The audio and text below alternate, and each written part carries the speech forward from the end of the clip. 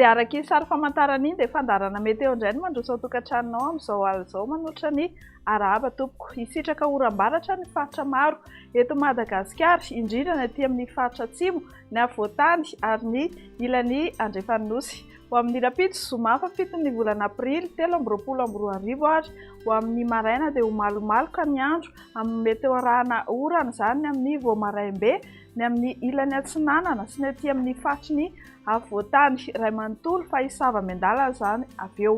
Ny ankoatr'izay kosa dia andrahoana na andrahoana mahalana ny andro. Ho amin'ny rapitso tolakandro indray dia hanoram-baratra ny amin'ny faritry ny afovoantany iray manontolo, izany hoe manomboka amin'ny faritry Tasiny no mianatsimo, mahazo an'izay ihany koa ny aty amin'ny faritry ny afovoany Andrefana, ny atsimo manontolo ary any amin'ny distrikany Samborano iny.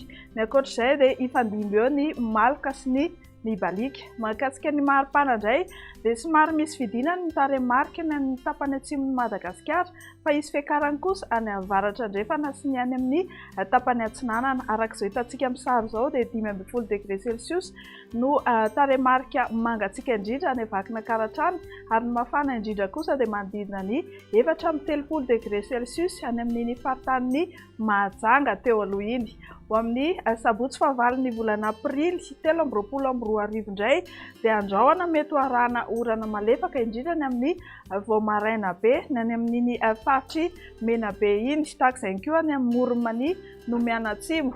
Andrahoana vitsy ary mety ho arahana orana tandrifin-drahona araha-kotrika izany indraindray ny tolakandro, manomboka any amin'ny faritry Melaky sy Menabe iny, mahazo ny faritra Atsimo Andrefana, Androy ary any amin'ny distrikany Nosy sy Samborano iny. Iseho kosa izany amin'ny takariva sy ny amin'ny alina aty amin'ny faritry ny afovoantany, ary tafiditra ao anatin'izay ny faritanin'ny Antananarivo teo aloha. Anorana tandrifin-drahona malefaka kosa any avaratra atsinanan'i Madagasikara any, izany hoe ny any amin'ny faritry Sava sy Analanjorofo. Hifandimby eo ny rahona sy masoandro ny amin'ny faritra sisa. Mahakasika ny maripana indray dia tsy dia misy loatra ny fiovana misongadina, fa ny any amin'ny tapany atsimon'ny Madagasikara iny no miakatra kely ny tolakandro, manodidina ny 2.20 hatramin'ny 1.30 degré Celsius ny tarehimarika voavinavina amin'izany.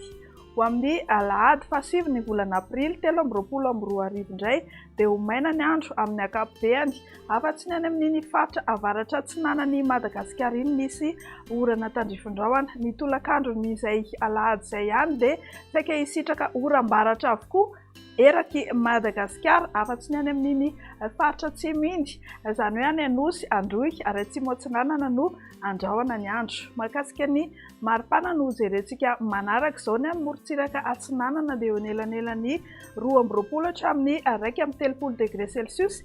Ny morontsiraka Andrefana kosa manodidina ny 1.20 hatramin'ny 5.30 degré Celsius, ary ny aty amin'ny afovoantany dia eo anelanelan'ny 5.20 hatramin'ny 4.20 degré Celsius.